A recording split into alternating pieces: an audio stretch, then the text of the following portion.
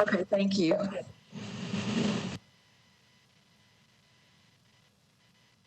Thank you, Liliana.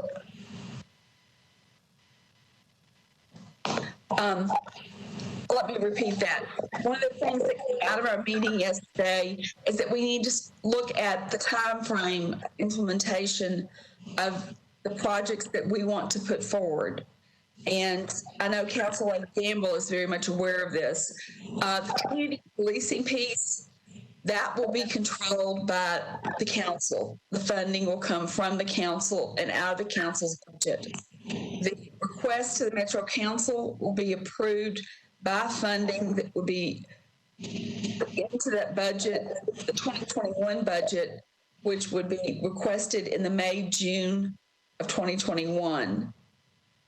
July 21, we could begin training contingent upon council approval of the funding. In fall of 2021, we could begin implementation of community policing program in all the precincts. Now that would give us time in that space to determine the hot spots in the zip codes, in the precinct areas that we feel we want to focus on. So that gives us a timeline for community policing because that is dependent upon the council appropriating the funds. We're going to ignore the things that are looming out there that might control that we don't want to talk about. Let's just assume the council is going to appropriate those funds. Could I ask a question? We don't want to have community policing all over Metro. Yes, we do. That's the goal. Okay. In each of the precincts, but we want to start with a hot spot in a precinct. Mm-hmm. The area in each of the precincts that is in most need of that service. Okay. All right. Thanks. And that's what happened in West Precinct. It was the 40th and Clifton area that they started in, and I believe now it's in 3 or 4 different areas in West Precinct. So we settle on a hot spot, and the precinct commander would be able to tell us which hot spot would be most needed in each of those precincts. Great. As far as the CIT program, that the applications for grant funding under the Substance Abuse and Mental Health Services Administration are open beginning the 1st of January. The grants are awarded September 30th. So we would request the money in January with the funding being awarded in September. Now, the second component of that is we have to request training from the National CIT office, which the training basically comes out of the Memphis CIT group. Right now, they're not doing any in-person training because of COVID. So it would be a matter of us going ahead and requesting the training, getting in line, and as soon as they do in-person training, being in line to begin that process. And hopefully the funding would come along at the same time. If not, we would just wait until we got the funding and be the first of the line. But both of those would come in about the September timeframe. But both of those are obviously dependent upon the funding. But Ellen Abbott felt very positive about us obtaining the funding for CIT. So that is not dependent upon the council or upon Metro government providing funding. And Bob, I see you joined us. Thank you. Does anyone have any questions about the timing on those? Yes, it's Councilwoman Gamble speaking. Do we have an idea of how much funding is needed to implement these programs? Is that a part of our recommendation, or is that something that we have to provide? As far as CIT, the grant we would be requesting is a $5 million grant, which is $1 million each year for 5 years. Okay. As far as community policing, I have no idea. Ms. Robertson, do you have any idea? No, and I don't know whether or not it will be a matter of reconfiguring or reassigning police officers that are already part of the force to this particular task, or whether or not they'll have to have more officers. So it could be that we could start it the same way. I don't know if West had to hire new police officers or just to reassign the police officers that already exist. So if we do that, it could be fairly revenue neutral if you just reassign police officers that are already there, but I'm not certain the best way for them to do that. It's Jennifer Gamble again. I believe that the West Precinct repurposed officers that they already had. I'm not sure if, like you said, if every precinct will be able to do that. But in addition to that, in my conversations with Commander and Sergeant Bacanza, they suggested that there is also funding needed that they've been able to get from the other nonprofit, the Fraternal Order of Police and other groups, to provide assistance to neighborhoods. That is very valuable in that effort to administer community policing. For example, if they found that a resident is the family is sleeping on the floor, they've been able to buy beds to help that family and things like that. So there may be some discretionary funding that may be needed to help implement that community policing. Councilman, I was just looking at a note. It's $300 per trainee for community policing. As many as MNPD assigns, it's a 30-hour training. So it's $300 per trainee for the 30-hour training. Now, that's obviously not to work the shift. That's just for the training. But thank you, that is helpful to include. It seems to me like the question, which is a really good question, is really related to what piece of this is the philosophy that we want incorporated into all of the police force versus what piece of this is the actual community policing that is being done by that small group in those hot zones. So I think if I understood this correctly, we wanted a both and. We wanted, like what Bill Haas presented, the overall philosophy of community policing to take over the entire police force, for that to be the philosophy that drives it, but specific units within specific areas to be community policing for those hot zones, coming from current policing or current other areas that are specializing in other things to be retrained and focused, so that way it's neutral financially, so it's not a greater financial burden. That's what I remember, but maybe I am misremembering. Well, why don't we look at our recommendations, but I wanted to make sure we had the date, understood the time limitations as we looked at our recommendations. So as we continued to fine tune them and see if we wanted to add anything to them, we knew what our time constraints were. Sharon, do you want to take the recommendations and work on that piece? Yes, and I'll in a minute I'm going to turn this over to Dia, because yesterday Judge Blackburn and I spent a half a day with the other committees. As you know, we're structured such that we have 3 subcommittees under the Policing Commission. And one deals with police policies and procedures. One deals with the hiring issues involving who we bring into the police force. And of course, we're the community subcommittee. So what we did is we looked at each of the issues that each subcommittee was supposed to analyze and review and make recommendations. And we started seeing some overlap. We started seeing some synergies. We started to see how things would work together. So as a group, we put together a structure that we're going to use, and we actually fit our recommendations into the structure that the whole commission leadership came up with. The mayor actually joined us for part of the meeting, and he had specifics that he really wanted certain groups to address. I think he liked the direction that we were going and appreciated our work very much and made that very clear. the deputy mayor was there, and she talked to us. I guess that's her title, isn't she? Deputy mayor, yeah. She was there, and she, would listen very much to where we were going. And we also really did a relatively deeper dive into some of the data that we're going to use to support our recommendations. So I don't know, Dia, did you send out this? Yeah, you sent this out to the whole group or just to the leadership? Oh, I did. Go ahead. Good evening, and yes, I did send it out to the full group so that we have the draft working framework that we walked out with. Mm-hmm.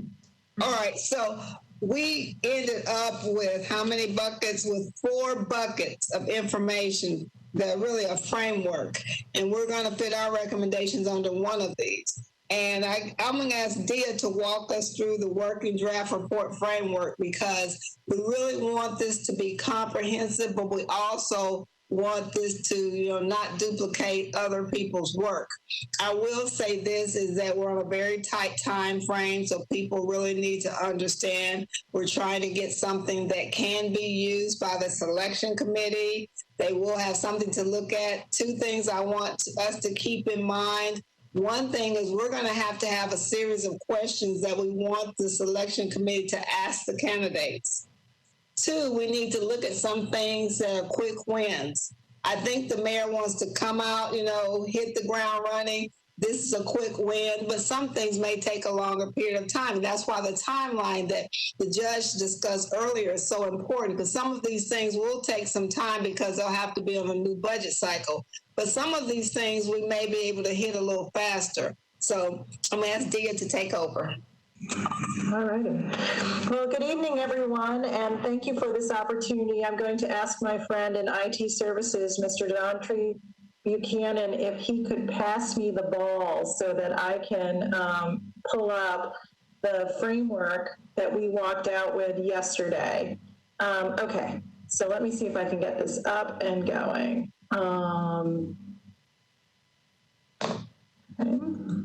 Hang on a second here, folks.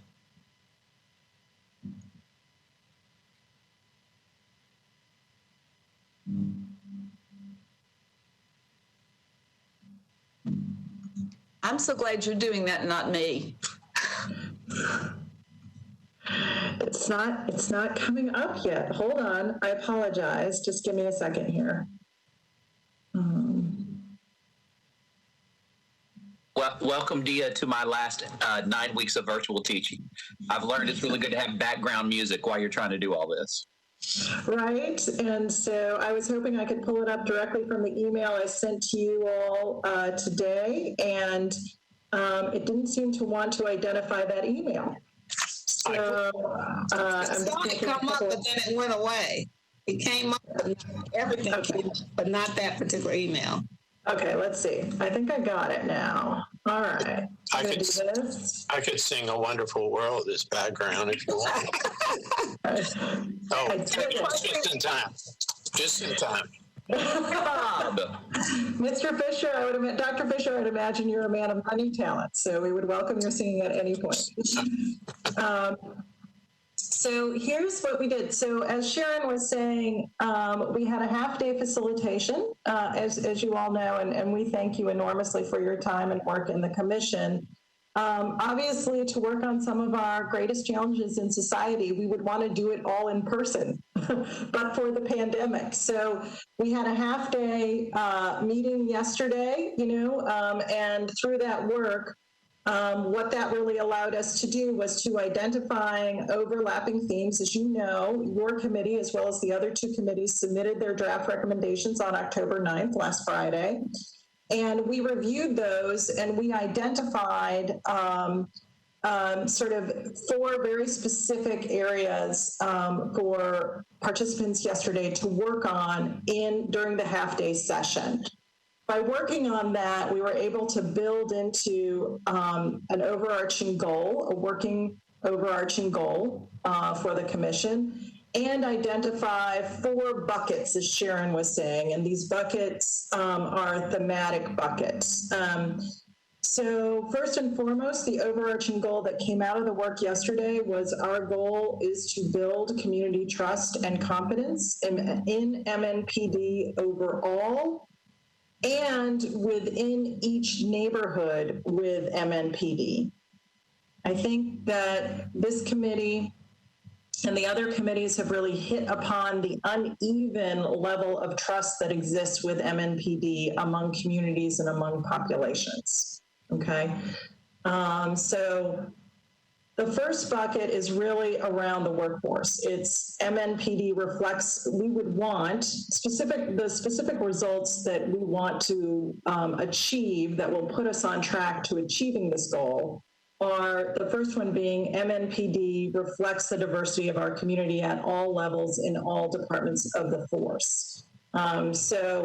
Under each of these goals, what we can see is a problem statement. So coming out of the planning session, one of the big problems that was highlighted during the planning session, and there are others from the workforce committee, but the one in particular was recruitment and promotion behaviors currently work against this goal. Beneath that, we will introduce recommendations from the workforce committee on that item. The next goal or objective is racial disparities in all types of use of force are eliminated and reported publicly to address the perception of widespread inequitable use of force. So the problem that this objective seeks to address is that some use of force show disparities in use, and the community believes use of force is widely inequitable. So the data show that and lived experience show that. So we would take recommendations coming out of the policies committee to address some of this. The third item is really falls squarely within this committee's purview. And the result that we would want to see, the future condition that we would want to see is that the presence of police is viewed as an increase in safety and conflict resolution in all neighborhoods. In the planning session yesterday, it became very clear that one of the real problems is that too many communities are reluctant to call police and view their presence as an increase in the risk of conflict. So this is something that you all have discussed at length, and I'll come back to this one, but I'm just going to read the fourth item. And every committee has talked about culture within MNPD.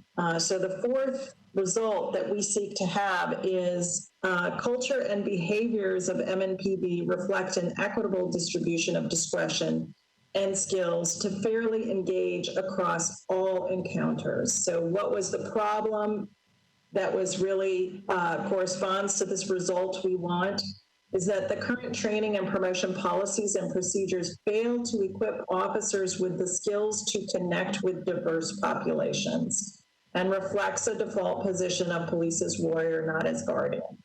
We're going to be working with some of this, to wordsmith it and really ensure that it fully reflects the work of all the committees. But this is the working draft. So if we go back to number 3, which is where this committee really sits, is, I think it's a truism, and I think you all will have to tell us how you feel about this problem statement, this initial problem statement about how communities are reluctant to call police and view their presence as an increase in the risk of conflict, such that we would want a result or a future condition that is the presence of police is ultimately viewed as an increase in safety and conflict resolution in all neighborhoods. So I'm going to stop now. I know Mr. Dwight Lewis is on the call. He's our commission co-chair, and certainly I would invite Mr. Lewis to remarks or share insights as we go along as well.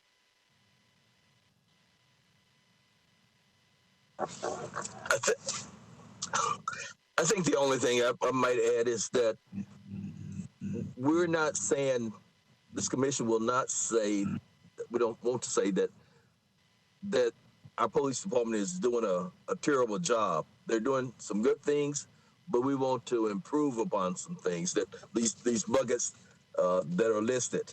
And that's the main goal. And to let everybody in Davidson County know that that's what we want, and we want the new police chief or the candidates to see this when they come in to be interviewed. Or I think that's the main goal.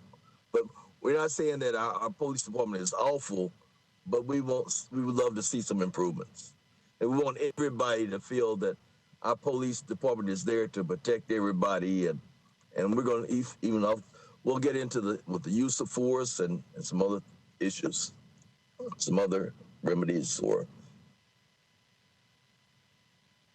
not use of force as a remedy, but some other concerns that we have.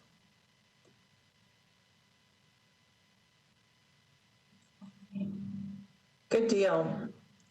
Yes, I do think the Nashville model is a police department that works for everyone. Are there comments or questions from committee members about this working draft framework? Yes, it's Jennifer Gamble speaking, and I'd like to echo the sentiment of Mr. Lewis about how we want to project the idea that we're working to improve the service of our Metro Police Force. I didn't see in the framework anything, and I may have missed it, anything about where we talked about collective efficacy, working with all of the stakeholders, the MMPD working with all of the stakeholders in the community to improve or reduce crime and mitigate the causes of crime. Is that anywhere in this framework? So I think that, right. So I think that's a great question. And so I do think collective efficacy does fall under here a bit. We may need to, adjust this result here. But what we're asking committees to do right now, because this is a working draft, is to be sure that all of their recommendations are complete. If there are any gaps in their recommendations, to fill those gaps, so that we can have a full list of the recommendations and slot them in generally into these buckets, and then see what we need to do in terms of really speak to the issues. We might need another bucket, for example. The other place that part of collective efficacy is talking about culture within the police. So number 4 also talks about that, which is, and I think what I really like about number 4 right now is the problem statement, the first portion of the problem statement, which is the current training and promotion policies and procedures fail to equip officers with the skills to connect with diverse populations. And I think collective advocacy is about understanding the role of a police officer in community problem solving. And so what skills do they need to pivot their position into really problem solving? And just to follow up on that, and also the police department and working with, as I said, the stakeholders, whether it's community groups, churches, schools in that community to help solve those problems, so that it's not just the police trying to solve those problems, but they are maximizing support from community members to help solve those problems as well. Mm-hmm. Absolutely. I think your draft recommendations speak to that very clearly. So we'll want to be sure that these overarching results are really truly reflect a lot of that and are in alignment with that.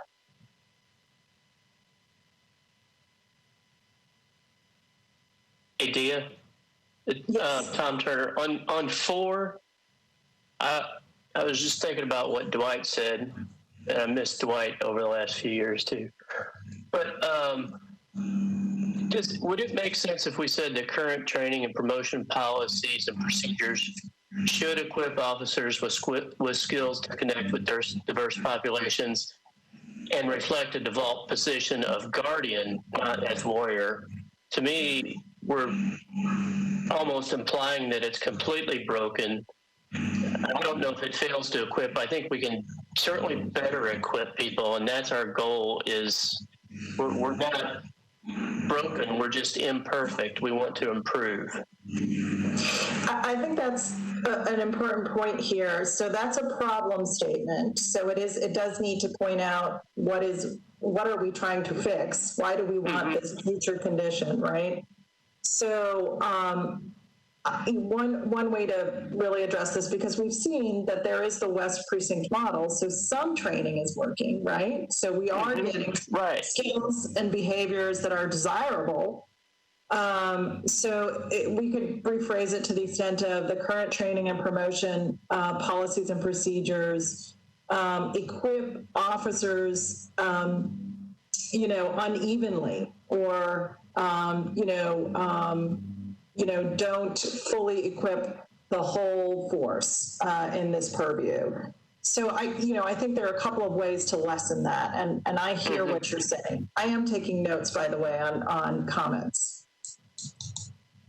It's just a thought. Yes, this is Larry, and I'm looking at, which is what you said is dealing with the community, right? Or is 3 and 4 dealing with the community, or what we are here for?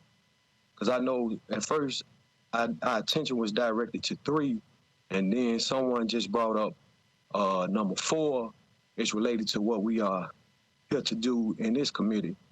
And as I look at it, we talking about what they did in the West Precinct out West Nashville. However, why get police officers to do the work of social workers?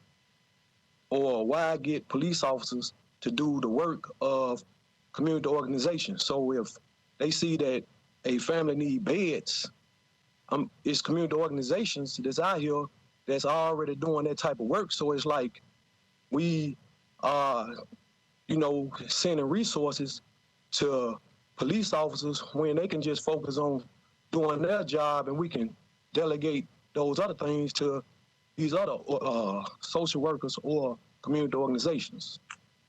Yeah, Larry's absolutely right. One of the recommendations about vulnerable populations that we'll get into and fit under our main theme does say that we need to identify things that have been traditionally part of police work and see other groups that may be able to do that work better. That's something that we're looking at, because that's the whole basis behind CIT. Traditionally, police have had to handle all of this, and we're looking at other organizations that can be used to better serve that purpose. So that is one of the things that's definitely part of our recommendation. And Larry, my point would be, yes, but I think the police just need to be aware of all those resources. That's part of that should be what we're trying to do, is give them new tools, new opportunities to hand these things off quickly to the people who can help with either homelessness or mental health or domestic violence or all those issues we've talked about. So I don't think we really disagree. I don't think there's any disagreement. We just need to say it right. I know we speaking on CIT, organization in Memphis, but we can focus on organizations here in Nashville, that's doing things that's admirable in communities that's in dire need, that's happening right now, as opposed to we talking about CIT, something that's going on in Memphis. That's a smack in the face to organizations that's down here doing the work here in Nashville. Well, I think what we're saying, though, is we can start, the right leadership could start this tomorrow and start building it, but also we need a long-term way to sustain it through the funding and that model. That's a good model to keep it going. And so again, I think it's not either or. I think it's all of it. And they come in and train across the state. That's the point of using them. They train Knoxville. They've trained Jackson. They just have the tools to train us. They're not going to stay here. They're just going to come in and show us how to do it, best practices, and they're going to leave. We're going to do it.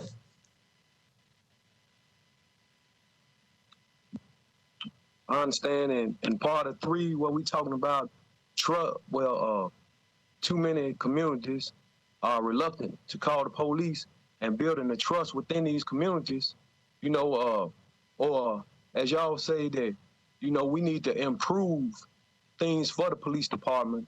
However, the police department got to show improvement, and it's really not showing improvement when you're hiring police officers who are, who've killed community members. And it's an officer that's on the force, Nathan Glass, who's just been hired, and he was a security guard, and he killed a community member. So it's like, if the police department is trying to show the community that they want their trust, then we can't be hiring, police officers with sketchy passes or whatever the case may be that, make the community feel, some type of way. If we're going to start over, and you can look up the name Nathan Glass, and you all can do your research on him, but it's like, if we're going to set off a new course, let's do it right.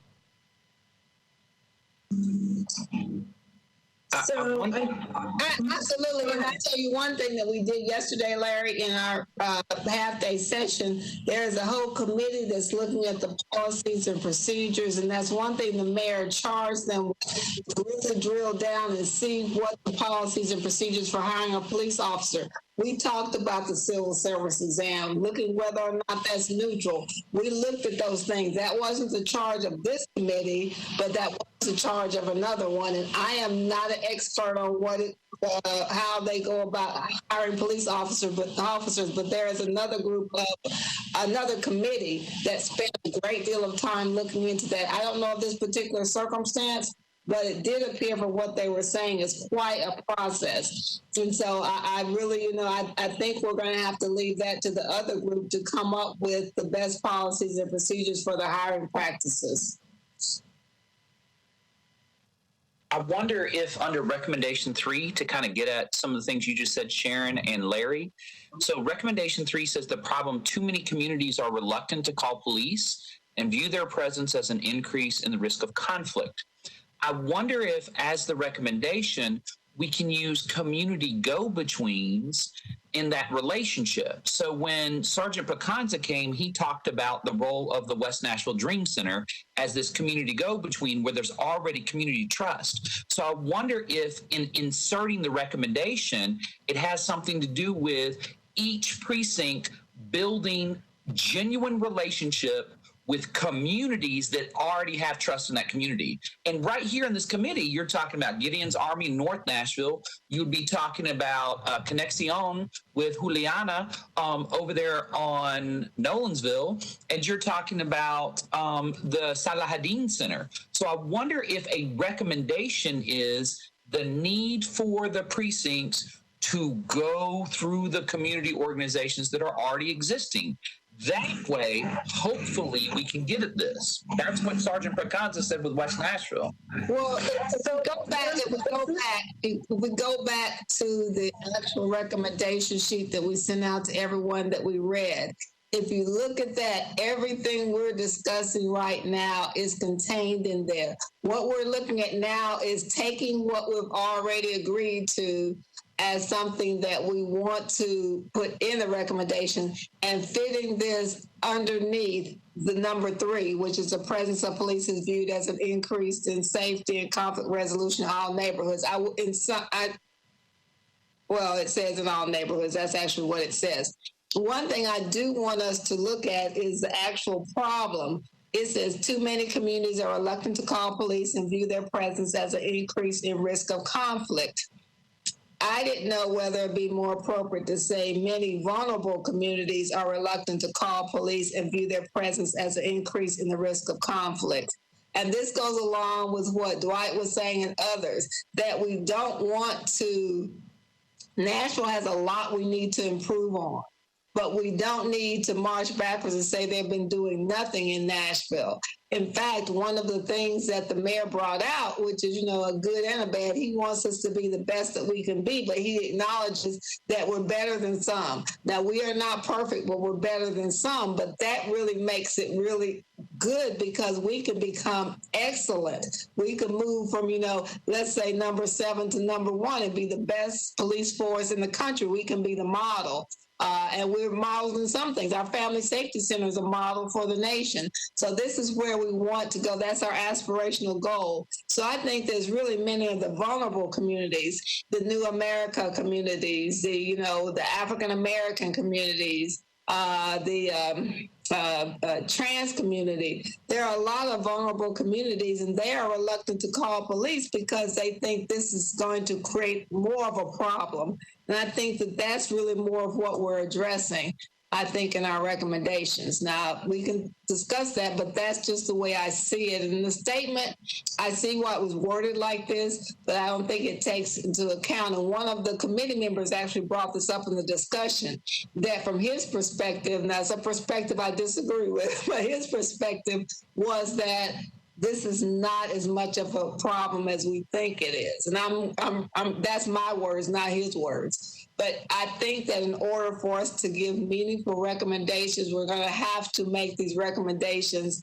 account for the fact that there is a difference of opinion between communities. And really what we're focusing on is those communities that do have a distrust, because that is the gap we need to fill from the communities that have trust, and really work on those communities that we have to build the trust. Sharon, I agree with your recommendation to change it from 2 to many communities. And also, I agree with your recommendation to add vulnerable communities.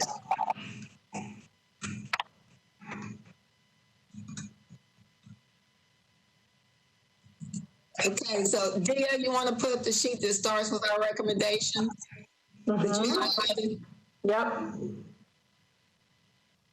Hold on.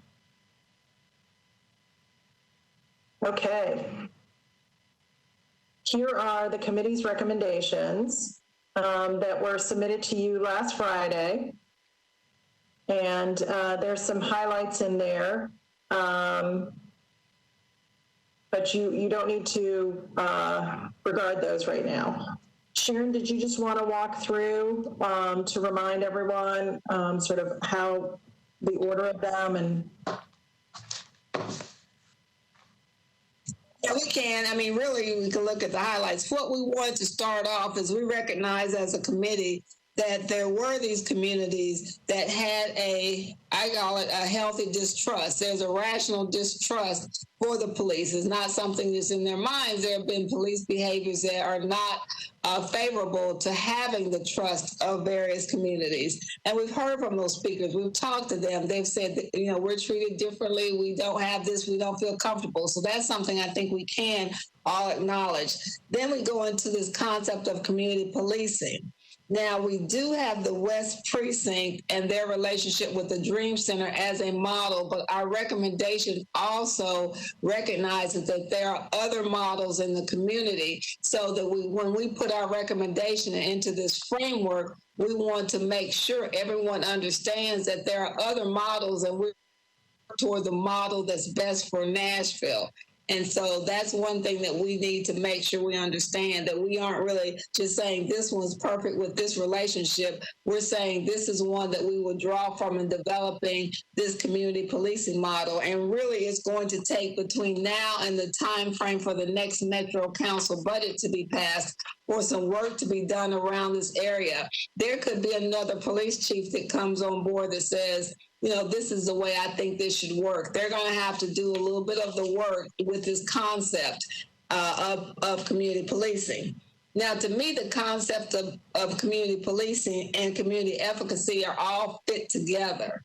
The Dream Center is really that sitting there in that West Precinct as a community agency that's saying we're bringing people together, we're talking to people in the community, this is what the community thinks policing should look like. So they're sort of working together, and that concept being integrated, I think, could be an early win for the police force. I don't think that's going to really take us hiring a whole bunch of police officers. It takes really understanding it, making that a goal as far as your culture. All police officers are going to have to understand and agree with that. They're going to have to learn to listen to the community and not see themselves as we run you, as we work with you. And so that concept has to be part of that recommendation on community policing. And when they talk about early wins, I really think adopting that strategy and that concept, even PR within the department, there's external and internal PR. Both ways you can really push that concept out. And I think it would do a lot if people really understand that the police force is going to, turn over a new leaf like that.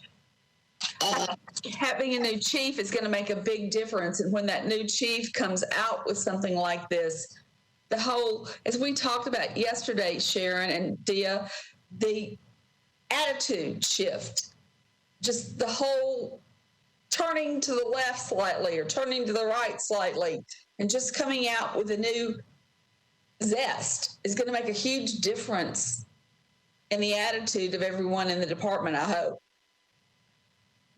Yeah, and I think so. And I think that all that really, not only Nashville, but the country's been through, people are really looking for, even if someone is, let's say, guilty of doing something the wrong way, we're going to draw a line in the sand and move forward. And moving forward, this is the way it's going to be for us. So I think that that's very important. We go into a recommendation on funding. And the reason for that is we have to fund some of these nonprofits. That's why it's very important what the judge is putting forward about the funding source that could be available for CIT and for that training. Because, as we always say, no money, no mission. And anyone that works in the nonprofit area understands this. It's just a reality. If you don't have enough money, your mission kind of falters. So we do recognize in order for us to work with these nonprofits and help them, et cetera, we're going to have to do some of this funding. We have a recommendation about expanding policies and procedures and programs dealing with vulnerable populations and methods of doing that. I think that the community and collective efficacy and community policing all can fit together. And that's really just all one recommendation, because you're targeting working with these vulnerable populations because that's where the gap in the trust factor works or is. We talk about specifically CIT. The reason, and specific, responding to what your concern was, Larry, it is not a slap in the face for other community organizations that are doing the work. This is just one that we have information that shows that this works. This is one that targets many of the vulnerable populations. And it's really just an example of one of them that we have pulled out and say, look, this is really something that we can have a quick win. Plus, we know of a funding source that supports this kind of training. And so that's the reason it is there. And also EMS. We did talk about use of force, but I think that others are really looking at that in their committees. So we need to make sure it's covered, but it won't specifically be covered here other than we recognize that use of force or how force is misused often leads to that distrust in the community. And so what we are proposing in cultural competency things lead into this. What we are proposing is to take these recommendations, make them fit into this framework because it does cover all our recommendations and squeezing some together. They're all separated in this document that Dia is showing us, but they really all fit together. And as our quick wins or our questions, et cetera, we can move forward with this process. But that is really in a very concise manner where we are in our process. I will say if anyone does have any concerns about something that we haven't covered as far as our recommendations, this is really, I guess your relatively last shot at getting something that is just totally lacking or missing in what we're doing. and get that added to these documents. So could you give me an example of what a quick win look like? A quick win would look like? Yeah. For instance, right now we have an issue with how those who are suffering from mental illness, whether that's a juvenile, for instance, we did recognize that there's a real gap in how juveniles or mental health crisis are treated in our community. That isn't easy to handle in Nashville. Even what we have now, the resources with CIT and with some of the other mental health professionals, there's a gap there. So what we're looking at is maybe having expanded training or training on how to work with juveniles who are having a mental health crisis. That would be a huge quick win, because if not, then like Sheila Calloway, she's dealing with kids that have a mental health issue in juvenile court. And this gets our young kids out of that criminal justice system. That would be a quick win for me.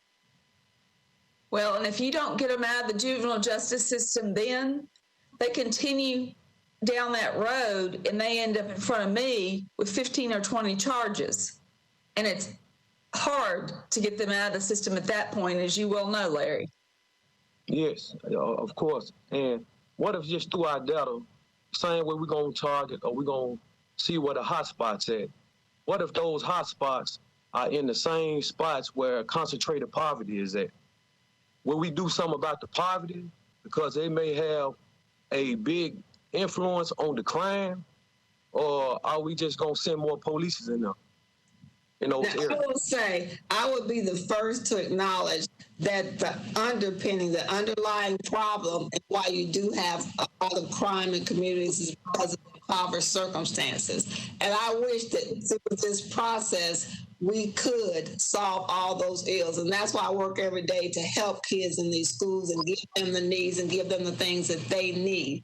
With that said, what we're trying to do is one of the interfaces with this very impoverished community are police. And we have to make sure that the police are not negatively affecting what's already, I guess, for lack of a better way of putting it, bad situation.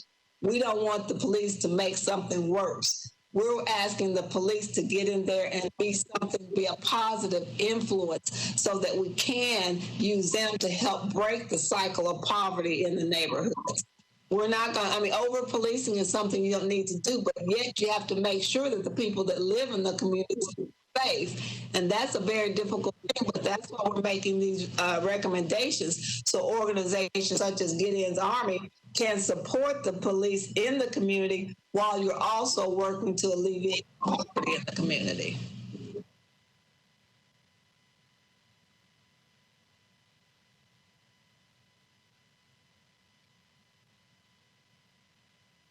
No, that was my question. Any other questions?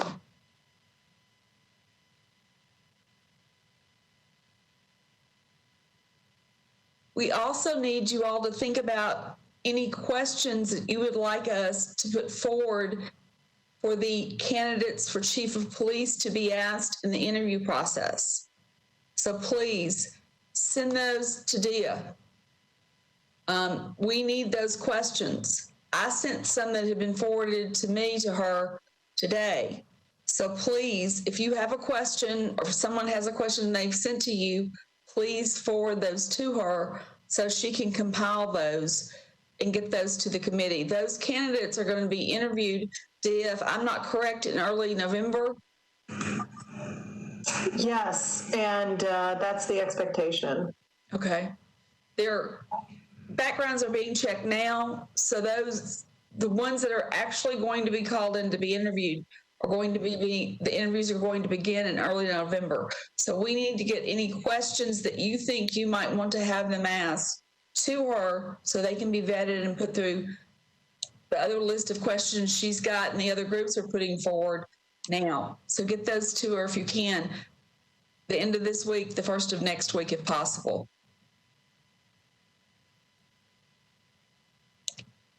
And that interview process, of course, these should be general questions, right? such as share your views on community policing, something like that. Am I correct? Or how would you transform the culture of the department to be more sensitive to community needs? Or is that what we're thinking about? You know, what's your response? Yeah, I think that's, you know, we want, as much as we want a police chief who can implement the recommendations of the commission, we really want someone who understands how to reorient an organization. So we will see a timeline, and they will have to do the work to get it there. So it might not be within our timeline, but we need them to do the work to get it there. So yes, I do think those are the right kinds of questions to be asking.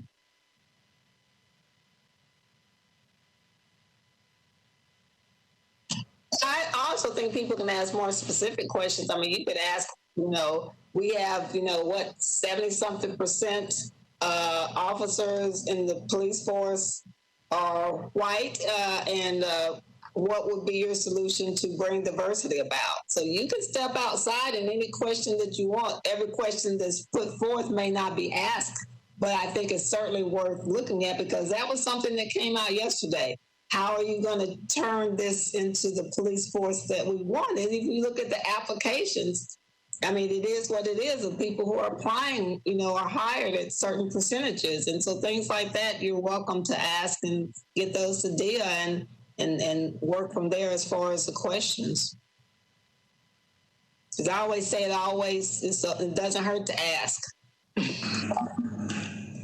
So we originally talked about having questions in by tomorrow, but if folks can get me their questions by Tuesday at noon, would that work for everyone? Thank you, Dia, for the grace period. Happy to do it. And who decides what questions are going to be asked?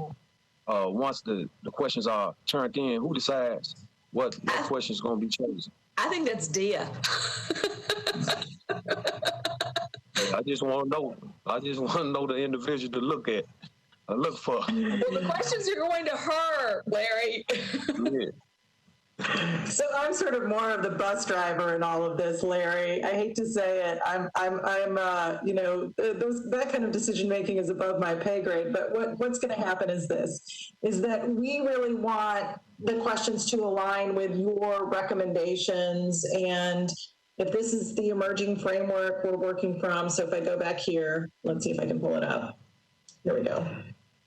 We really want to align with that framework and make sure that we're highlighting very key items that reflect this committee's recommendations. So I think that's going to be important too. You know, I think, you know, off the top of my head, I think, you know, a big question is, you know, tell us, you know, when you created effective, constructive, collaborative relationships with community organizations, and what were you able to solve with those relationships? I mean, I think those are the kinds of questions that are going to be really critical to an incoming chief is really what has been their experience and their skills, and how have they applied them successfully, you know? Appreciate you. Yeah, are you looking for us to add on number 3 at where you identified the problem? Are you looking for us to insert recommendations that came from our bucket list earlier? Is that what you're looking for with this? Yes, so that's a great question. And so when we look at your full recommendation sheet here, the draft recommendations that you all submitted on the 9th, is we want to pull out these items so that, and summarize them a bit, and so that they would fall under here. So, you know, you would insert, you know, a recommendation. We want to define other problems as it corresponds to the future conditions that we want. So that's what we would be doing is taking all of your recommendations, if they fit here, or maybe they fit under number 4, but we want to be sure that they're represented in the framework. Is it okay if I propose a recommendation to go into that problem? Well, I think what we want to do today is to be sure that all committee members have a chance to add any remaining gaps in these recommendations. So if you see it corresponding to this problem, that's fine. But I think I really want to be sure that committee members understand that, you know, this is a perfect moment. You know, we have, let's see, community policing, community efficacy, funding of community engagement, first response items, you know, cultural competency. So of this list, what else is missing? And if it helps to speak to these problems, that's fine too. But what do you all feel is missing that should go into your recommendations? That would be great to have. Sorry, I'm just trying to understand. So we're trying to take the document that we worked for a long time on and to kind of squeeze it into these areas. And so you're just looking to see right now if we're just missing something that really stands out to us when we made our recommendations, if it just doesn't fit. Is that accurate? I'm just trying to understand. I'm sorry. Yeah, there are a couple of steps to the planning process. I think the most important step tonight is really focusing on what other recommendations would you like to have as part of your overall list. Is there something that is missing from this write-up that you all received on October 9th? Okay, thank you for your clarification.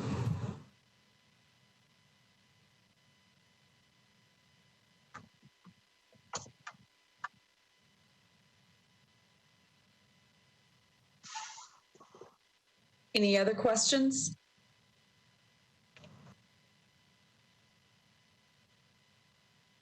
Dwight, do you have anything you would like to add?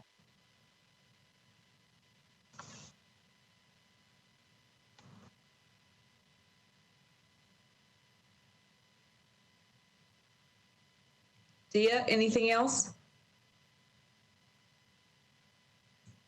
So let's just talk a little bit about timing. There are 2 more meetings on the calendar of this committee and of all the other committees. We'll have 3 more meetings before we have to wrap up the writing of the recommendations. So we have asked chairs and the full commission to provide us any final recommendations or changes to their existing recommendations by Wednesday, November 4th. So there's still a little time. If you want to, now that we're looking at a framework, if you want to see if there are, if there are any other issues that you want to raise or recommendations that you feel are necessary under your charge as the communities committee. Well, and I'm betting Sharon would love any assistance that anyone would like to give as she tries to fit this in that framework. Sharon, are you going to decline any assistance? Never. I thought not.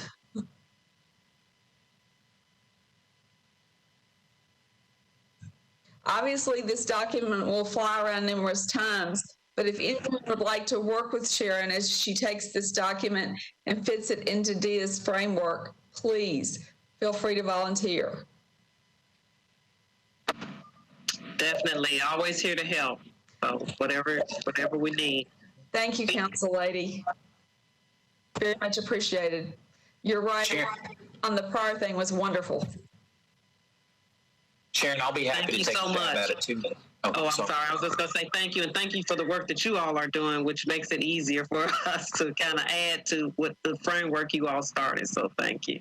And one thing I will say is that sometimes most of you know this who draft a lot of documents, you get close to a document And when you're so close to it, you can't really see it. So I really appreciate, especially you, Councilwoman Gamble, you kind of got me going in a better direction. So anyone, please, this is at the point that you can sit down and read something, understand where we're going, and realizing that when you're looking, you read the word so much, sometimes the words start saying what you think they're supposed to say as opposed to what they're saying. So make sure that you get those comments to me.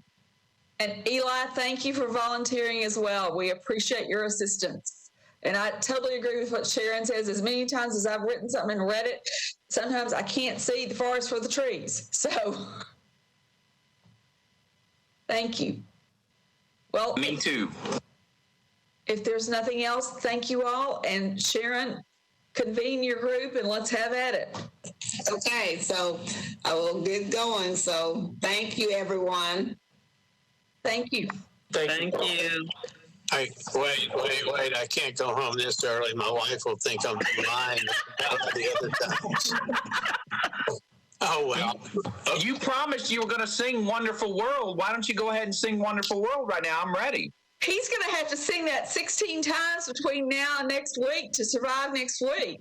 I see trees so green, red roses. All right.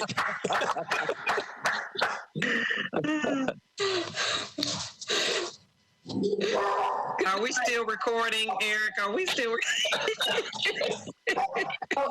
Yeah, still recording. So that will be, it's being, that will be taken public. So Dr. Fisher, this is your debut, but Dr. Fisher may need it next week. Good night, everyone. Thank you. good night all. Thank you. Bye. Take care.